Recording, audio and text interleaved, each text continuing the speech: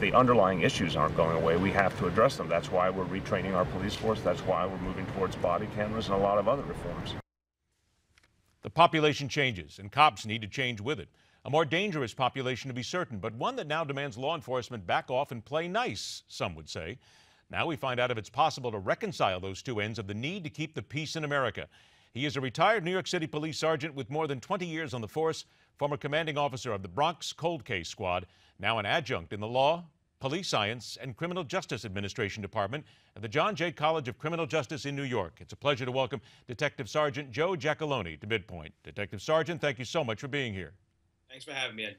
We hear the words body cams. It seems to now be the big phrase that everybody wants to use whenever anything comes up with regard to what we have seen happen in America in the last few months. Are we kidding ourselves about body cams being the great solution to everything that's happening? Yes, I mean, body cams are going to be good for a lot of reasons, but there are a lot of consequences that the public doesn't understand, and maybe some even police departments don't understand yet. Tell us about those consequences, please. Okay, well, first of all, I mean, they're going to have, first of all, you're going to have less interactions between the police and the public. If a police officer has a camera on them, that proactive policing component that we've seen over the last 20 years that have helped reduce crime nearly 50% in this country, I think you're going to see a lot less of it. I think some police officers are going to take that mental stance where I'm not going to get involved unless I have to. And that's just one of the unfortunate consequences that nobody's really talking about yet. Wouldn't that then go fly in the face, though, of the police training? Because as many people would say, the police are trained, go in, you put your life on the line. So if they were to stop because of a body camera, would that not make people think that the cops are trying to hide something? Well, not so much stop the, listen, the police are always going to answer the 911 calls that they have to. It's some of these proactive measures that are kind of under attack now, like stop, question, and frisk, and those kind of issues. Those are the things we're going to see a lot less of. What about racial profiling? Because that certainly is something else that people say that dash cams will immediately stop because the cops themselves will not want to be caught and, again, called up and said, why did you stop somebody simply because of their color? You agree with that?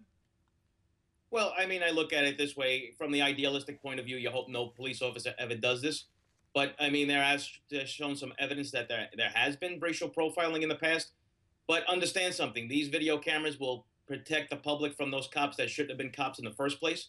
But it'll also prevent the cops from most of these false allegations that are made against them. And we've already seen that happen.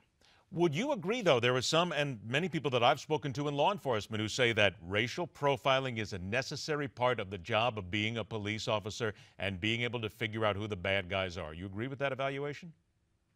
Well, no, I don't, in the respect that, I mean, I worked in some of the toughest precincts in New York City, including Brownsville, Brooklyn, which when I was there in the 1990s, late 1980s, late 1990s, the issue that comes down to is that you have a population which is nearly 100% African American. So as a white police officer, anybody I stopped would have considered it as racial profiling. So we also have to, use a common sense approach to some of these situations that we're dealing with in that respect.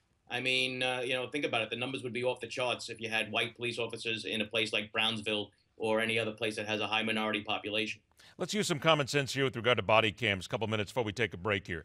Do you feel that people, if you were to go up to and talk to somebody about a case, would they be reticent to talk to a cop knowing that they're being recorded, not knowing where it's going? Would they then likely clam up? And this is then something, an unintended effect of having these body cams, that you're going to impede an investigation and stop witnesses from coming forward? Well, that's the other consequence that nobody's talking about.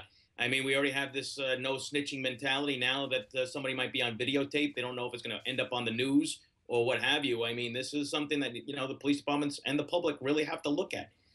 These knee-jerk reactions, when it deals with law enforcement, in the end, they always look back and say, what did we do? So is that all we're dealing with right now, in your opinion, a knee-jerk reaction with regard to this whole body camera issue? Yes, absolutely. I mean, do we need some of them out there? Should have some of them been out there beforehand? Yes, but we also need to get out some of these non-lethal weapons out there also, like more tasers out there. And, quite frankly, we need to have some supervision or better supervision out there when out on patrol. All right, now I want you to stand by for a minute because you actually just started to walk into the next part that we're going to discuss here in a couple of minutes, so please stand by. Other side of the break, we're going to dive into the issues of training and psych evaluations. Because if you remember, we had Sergeant Dorsey from Los Angeles, a former sergeant with the LAPD, tell us just last week that she believes that cops need much better psychological evaluations. That's a part. Law enforcement has to change its way of doing business in a changing society. But what about society itself? And at 34 minutes after the hour, a child watching the attack on Pearl Harbor from her backyard. She is now determined that no one will ever forget that day. Stay with us as MidPoint continues.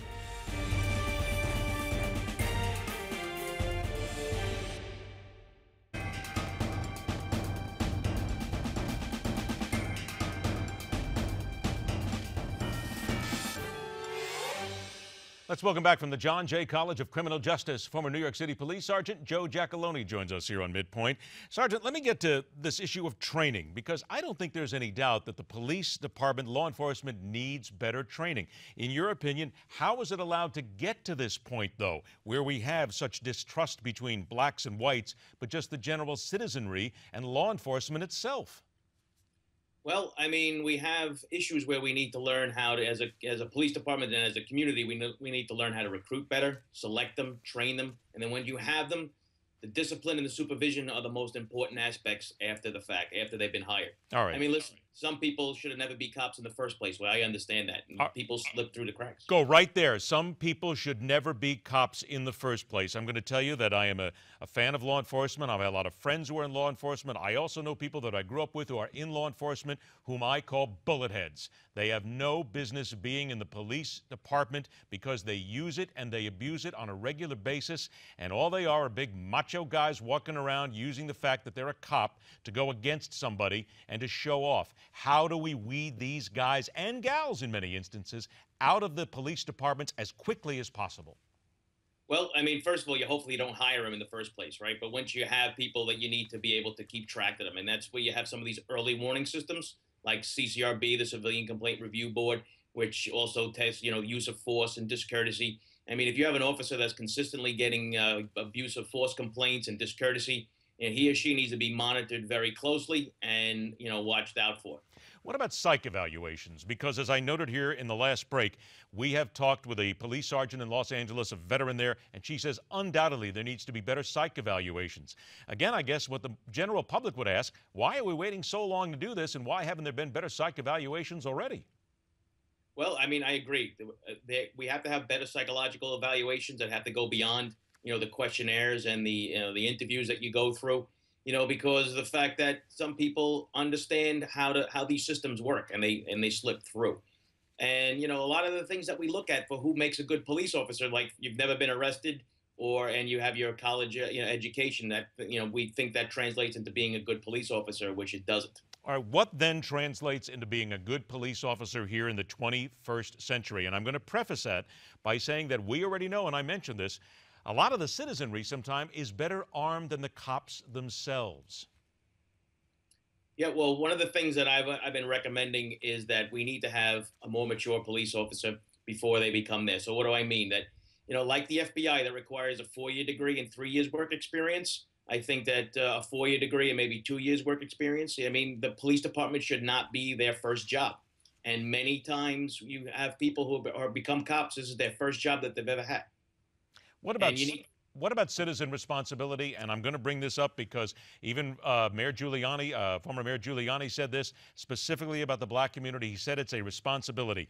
I have coined, thanks to friends of mine, the phrase contempt of cop, which seems to be very prevalent around the nation right now. How do we stop that and at the same time try and build that trust up? Because I think you'll agree with me, there are a lot of people out there who simply look at cops, they decide they're going to be arrogant, they're going to get in their face, they're going to do whatever they can, take videotape, and try and prove that something's gone wrong. It is part of the problem, and we've got to admit it.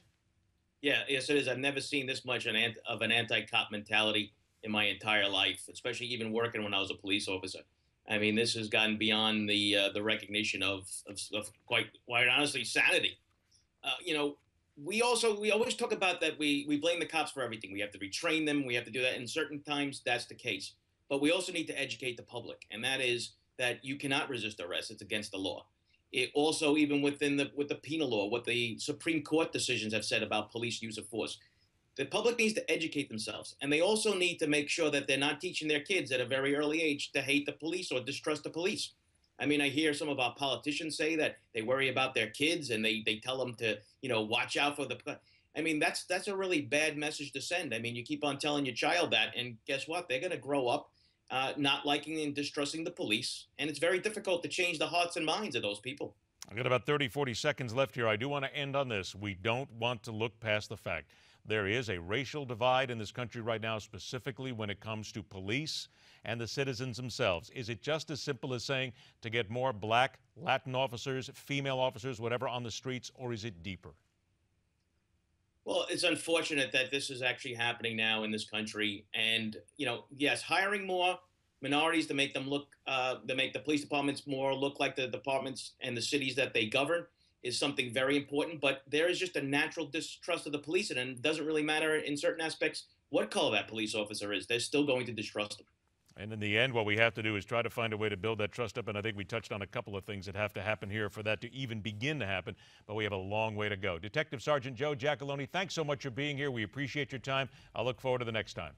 Thanks for having me. Pleasure. Time out. We're heading around the dial from the Rockies to deal with the report on CIA torture and the I Can't Breathe line of protest.